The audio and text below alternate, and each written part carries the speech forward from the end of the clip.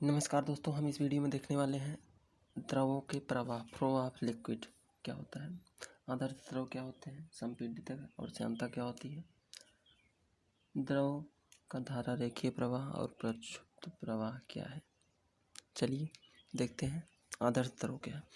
आदर्श द्रव ऐसा द्रव जिसमें शून्य संपीड़ितता और शून्य श्यानता होती है। शून्य संपीड़ितता का क्या मतलब? संपीड़ितता का मतलब जो संपीड़ित हो दबाने पे दबे, लेकिन शून्य संपीड़ितता आदर्श द्रव के लिए, यानी आदर्श द्रव ऐसा द्रव होना चाहिए जो संपीड़ित ना हो, यानी जिसको दबाने पे उसके आयतन और घनत्व इत्यादि में परिवर्तन देखने को ना मिले।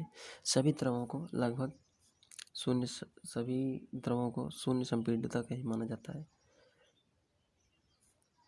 असंपीड्य ही माना जाता है, क्योंकि इन्हें दबाने से जो परिवर्तन हमें देखने को मिलता है वो बहुत ही कम मिलता है। जल के लिए आप जल को अगर दबाते हैं तो उसमें 0.0000048 ये भिन्नात्मक परिवर्तन देखने को मिलता है, तो जो कि बहुत कम है, इसलिए इन्हें शून्य संपीड़ितता का माना जाता है। और शून्य श्यानता का क्या मतलब है?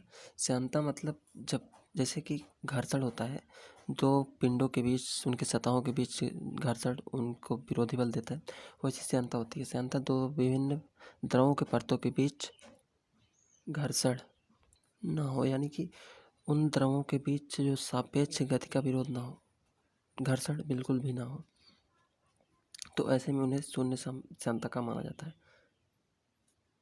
लेकिन सभी द्रवें शून्य संपीड़ितता की मानी जा सकती हैं, लेकिन शून्य संपीड़ितता की होती नहीं है। उनमें कुछ ना कुछ श्यानता देखने को मिलती है, संपीड़ितता देखने को मिलती ही है। अब चलिए पढ़ते हैं, देखते हैं द्रवों के प्रवाह। द्रव कितने प्रकार से प्रवाहित होते हैं? तो द्रव के जो प्रवाह होते हैं दो तरह के होते हैं, एक होता है धारा रेखीय प्रवाह और एक होता है प्रक्षुब्ध प्रवाह। चलिए देखते हैं धारा रेखीय प्रवाह क्या होता है। जब द्रव इस प्रकार बहे कि उसके जो विभिन्न कण हों द्रव के, वो एक निश्चित पथ का अनुसरण करते हुए चले। अब चलिए, ये है आपका नली, इसमें द्रव बह रहा है, तो द्रव जो हो विभिन्न कण वो एक निश्चित पथ पर ही चले, तो ऐसा प्रवाह आपका धारा रेखीय प्रवाह होता है।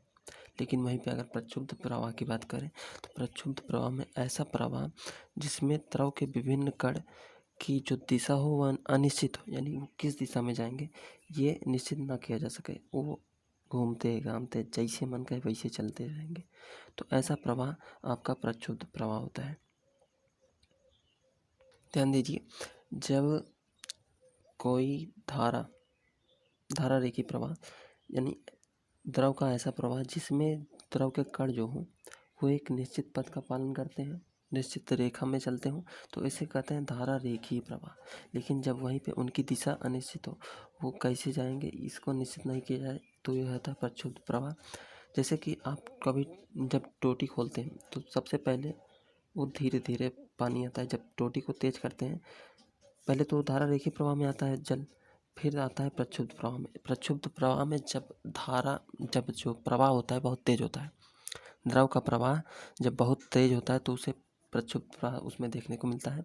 धारा रेखीय प्रवाह जब प्रवाह धीमे होती है तो देखने को मिलता है।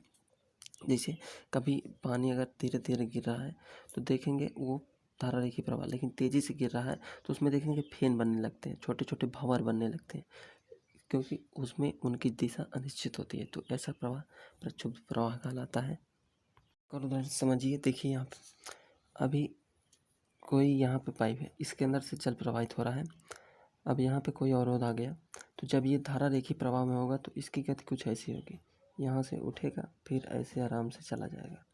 धारा रेखीय प्रवाह जो कि धीरे होता है, धीमे धीमे प्रवाहित होता है जल या फिर द्रव, तो ऐसे में जो धारा रेखाएं होती हैं वो निश्चित होती हैं, बहुत ही कैसे जाएंगी ये पता होता है। लेकिन जब यहाँ पे प्रक्षुब्ध प्रवाह की बात की जाए तो यहाँ पे अगर नली है, यहाँ पे अवरोध आ गया, तो प्रक्षुब्ध प्रवाह में यहाँ ही पे भंवर बनना शुरू हो जाता है, कैसे जाएगा कुछ पता नहीं, उठते भी रहते, तो यहाँ पे इनका प्रवाह बदल जाता है। इतना तो धारा रेखीय था, आगे आकर के कोई अवरोध आ जाने पे इनका प्रवाह प्रक्षुब्ध प्रवाह जो होता है उनमें भंवर बनने शुरू हो जाते हैं, इनकी दिशा निश्चित नहीं हो पाती, तो ऐसा प्रवाह प्रक्षुब्ध प्रवाह कहलाता है। तो जब द्रव धीरे धीरे प्रवाहित हो रहा था तो ये था धारा रेखी। जब वही प्रवाह को हम तेज कर रहे हैं, यानी पहले तो धीरे धीरे और तेज किया और तेज किया और तेज किया, जब तेजी करते करते एक स्थिति ऐसी आती है कि वो प्रवाह प्रक्षुब्ध प्रवाह में बदल जाता है। धारा रेखी प्रवाह ही प्रक्षुब्ध प्रवाह में बदल जाता है जब उसका प्रवाह तेज कर दिया जाता है, उसकी स्पीड तेज कर दी जाती है। तो जब हम धीरे धीरे बढ़ा रहे थे इसका फ्लो, जैसे किसी टोटी से पानी गिर रहा है, तो जब टोटी को धीरे धीरे खोला जाएगा, धीरे धीरे पानी गिर रहा है, पहले तो धारा रेखी प्रवाह हुआ, लेकिन बढ़ाते बढ़ाते एक स्थिति ऐसी आएगी कि वो धारा रेखी प्रवाह जो होता है प्रक्षुब्ध प्रवाह में बदल जाता है। तो धारा रेखी प्रवाह का वह अधिकतम वेग जो प्रक्षुब्ध प्रवाह में बदल जाता है, जिसके बाद जो प्रवाह होता है वो प्रक्षुब्ध प्रवाह में बदल जाता है, तो ऐसा वेग कहलाता है क्रांतिक वेग, द्रव का क्रांतिक वेग। समझिए, धारा रेखी प्रवाह का वह अधिकतम वेग जिसके बाद प्रवाह जो होता है वह प्रक्षुब्ध प्रवाह में बदल जाता है, ऐसे वेग को कहते हैं क्रांतिक वेग। अब चलिए श्यानता के बारे में थोड़ी डिटेल वीडियो जान लेते हैं। श्यानता, क्योंकि श्यानता के प्रभाव बहुत अधिक हैं, तो हमने बताया कि तरलों द्रवों के बीच घर्षण को श्यानता कहते हैं। चूँकि द्रव जब प्रवाहित होते हैं तो वे एक दूसरे के परतों के बीच प्रवाहित होते हैं, उनके परतों के बीच सापेक्ष वे एक दूसरे के गति का विरोध करते हैं, तो यही गति का विरोध उनमें घर्षण के रूप में जाना जाता है, श्यानता। यही घर्षण श्यानता के रूप में जाना जाता है। तो जो एक दूसरे पे अधिक घर्षण लगाएंगे वो अधिक श्यान होंगे, जो कम घर्षण लगाएंगे वो कम श्यान होंगे। जैसे आपका जल हो गया, और जल के बाद यहाँ पे आप शहद ले लीजिए, तो आप जानते हैं कि शहद एक दूसरे के परतों के बीच अधिक श्यानता होती है, वे घर्षण अधिक लगाते हैं।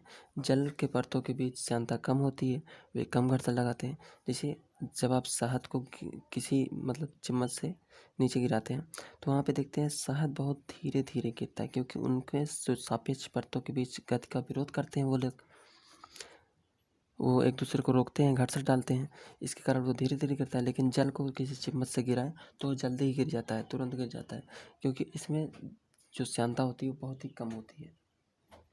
श्यानता के कई प्रभाव हमें देखने को मिलते हैं। जैसे वायु की श्यानता तो बहुत ही कम होती है वायु की, तो जब हम वायु में चलते हैं तो हमें घर्षण बहुत ही कम मिलता है, देखने को मिलता है। लेकिन जब हम जल में चलते हैं तो जल में चलते हैं जबकि जल की श्यानता वायु से अधिक होती है, इसलिए जल में चलना मुश्किल होता है। और अगर कहीं कीचड़ में चलना हो तो और भी मुश्किल होता है, क्योंकि कीचड़ की श्यानता जल से और अधिक हो जाती है। और अगर किसी चीज़ को चिपकाना हो या फिर किसी चीज़ के ऊपर कोई चीज़ सरकाना होता है तो हम क्या करते हैं, ग्रीज लगा देते हैं, तेल लगा देते हैं, क्योंकि ये इन चीज़ों की श्यानता काफ़ी कम होती है। जब कोई तल है यहाँ पे चिकना तल, उस चिकने तल के पहले तो वो चिकना है ही, उसमें घर्षण बहुत कम होता है, लेकिन यहीं पर अगर बीच में तेल डाल देते हैं तो वो, और चूँकि तेल की श्यानता बहुत ही कम होती है, तो इसीलिए वे एक दूसरे के ऊपर और अधिक तेज़ी से फिसलने लगते हैं। ये पर अगर आप कोलतार या फिर शहद इत्यादि लगा देते हैं तो उनमें चूँकि श्यानता अधिक होती है, इसलिए वे एक दूसरे पे फिसल नहीं पाते हैं। श्यानता के और प्रभाव जैसे आपका हार्ट बीट, वो ब्लड प्रेशर में देखने को मिलता है। चूँकि खून की श्यानता पानी से अधिक होती है, इसलिए वे एक दूसरे के सापेक्ष परतों में वैसे ही विरोध डालते हैं। लेकिन जब हमारा ब्लड प्रेशर हाई क्यों होता है? ब्लड प्रेशर हाई इसलिए होता है क्योंकि तेल, मसाला, नमक इत्यादि चीज़ें अधिक खा लेने से हमारे ब्लड में जो होता है वो इनकी अधिकता हो जाती है। अधिकता होने के कारण जब ये गाढ़ा हो जाते हैं, गाढ़ा होने का क्या मतलब, इनकी श्यानता बढ़ जाती है। तो श्यानता बढ़ जाने के कारण आपकी जो नली होती है जिससे ब्लड प्रवाहित होता है, उसमें श्यानता अधिक होने के कारण, ये गाढ़ा होने के कारण श्यानता अधिक हो जाती है और सापेक्ष परतों में विरोध बढ़ने लगता है। इसलिए ब्लड को काफ़ी एनर्जी लगानी पड़ती है और ऊर्जा चाहिए होती है ब्लड पंप करने के लिए, जो हार्ट को आपको और ऊर्जा चाहिए होती है। तो यहाँ पे बीपी हाई हो जाता है, और जब इनकी मात्रा कम होती है, नमक, तेल इत्यादि की, तो ये आपका जो ब्लड होता है वो हल्का हो जाता है। तब इसमें श्यानता कम हो जाती है, श्यानता कम होने के कारण बीपी लो हो जाता है, ब्लड प्रेशर तो तुरंत संचार होने शुरू हो जाता है। लेकिन ब्लड प्रेशर हाई क्यों? एक बात समझिए, द्रव दाब द्रव को जब दाब निकाला जाता है तो वो किसी तल पर जो दाब लगाती है उसको दाब को हम द्रव दाब कहते हैं, ना कि उसके सामने। जैसे यहाँ पे अगर द्रव प्रवाहित हो रहा है इसके सामने तो वो दाब लगाएगी बहुत अधिक, लेकिन हमें जब द्रव दाब निकालना होता है तो हम उस जो द्रव है वो उस परत पे कितना दाब लगा रही है ये दाब द्रव दाब निकाला जाता है। तो जब आपका ब्लड धमनियों में बहता है, प्रेशर के साथ बहता है, तो यहाँ पे श्यानता अधिक होने के कारण ये जो होता है,